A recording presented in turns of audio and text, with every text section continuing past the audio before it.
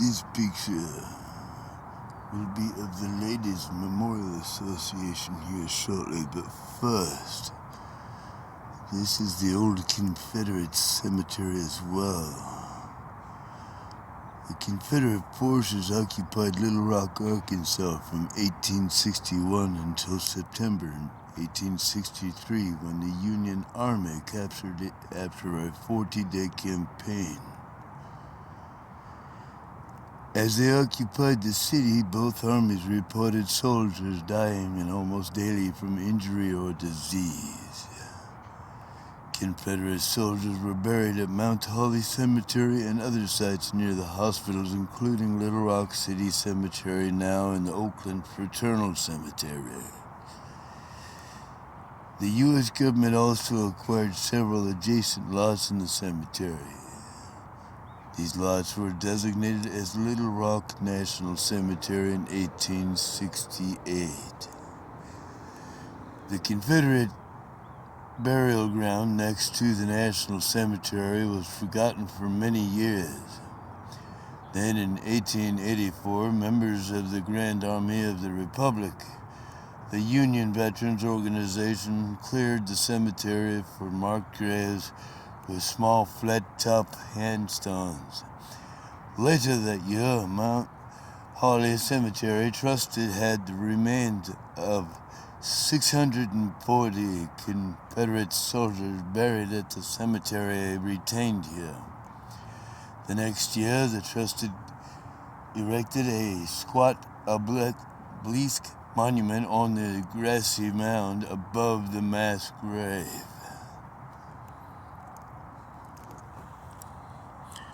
As we see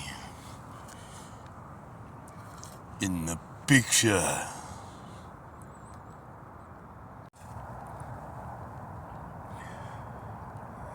this portion will be the Ladies Memorial Association.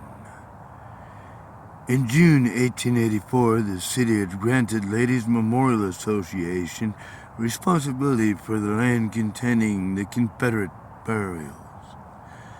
The association was composed of local women sympathetic to the Southern cause, whose goals was to honor the Confederate graves.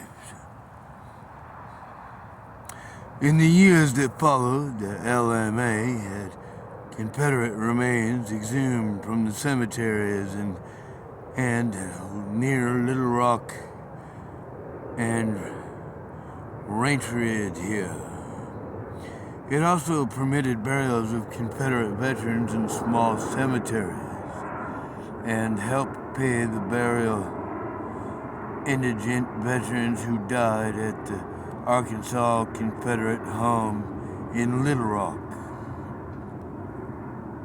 Eventually, the LMA merged with the United Daughters of the Confederacy to form Memorial Chapter Number 48. The UDC chapter maintained that the cemetery erected a rostrum in 1907 for the use during the Confederate Memorial Day ceremonies. Sorry.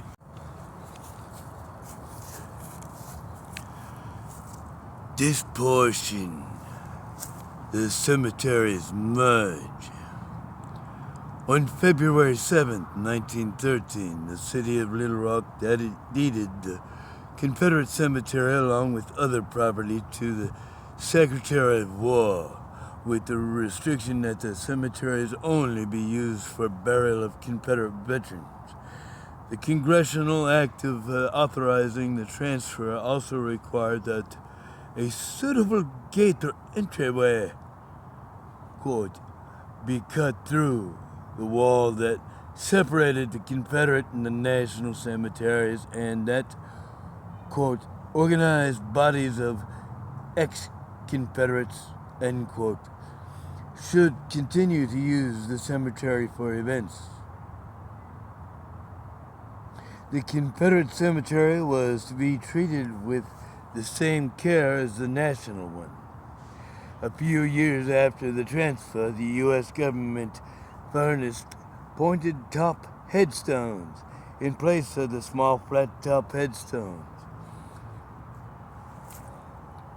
Headstones placed later are inscribed with the Southern Cross to honor, authorized by the War Department in 1930.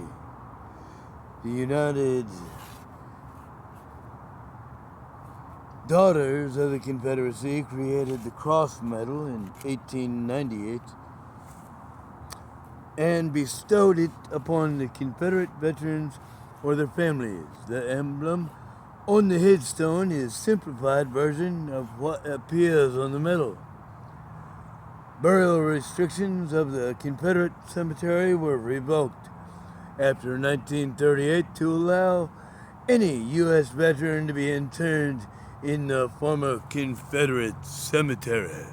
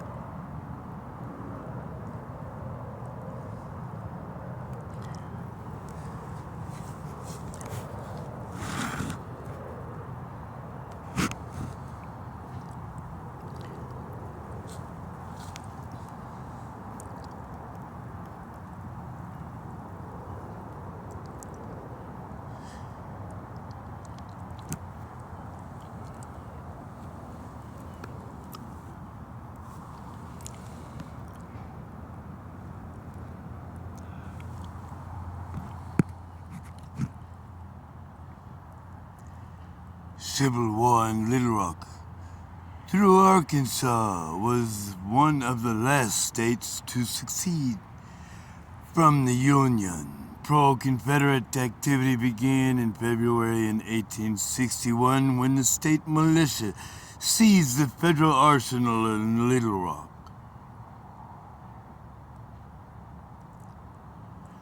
The first major battle in the state occurred in March of 1862 at Pea Ridge, near the Missouri border.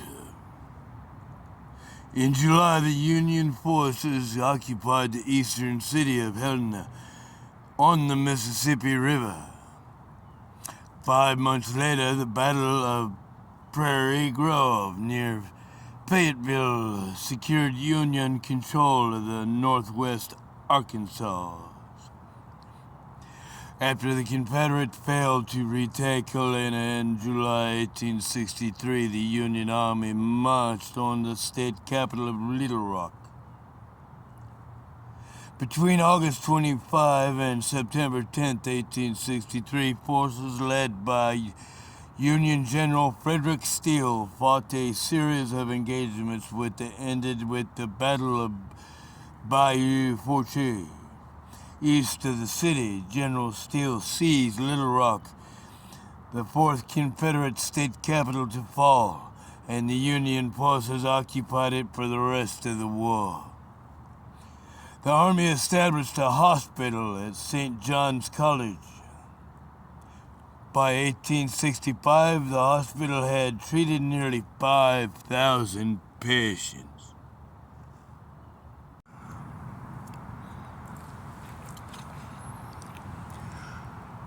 The Union Army buried their dead in the southeast corner of the new city cemetery, now Oakland Fraternal Cemetery.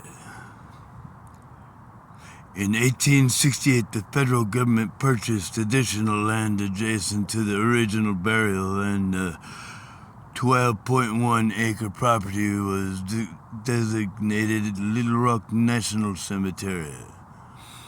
Remains were brought here from Devil Bluff, Lewisburg, Marks Mills, Pine Bluff, and Princeton, and other Arkansas towns and battlefields. About a half of the 5,409 remains were buried as unknowns. In 1870, the U.S. Army Quartermaster General's office built a lodge for the cemetery's superintendent, placed permanently marbled headstones on graves, and enclosed the cemetery with a stone wall. The old Confederate cemetery, now the Confederate section, was deeded to the fraternal government in 1913.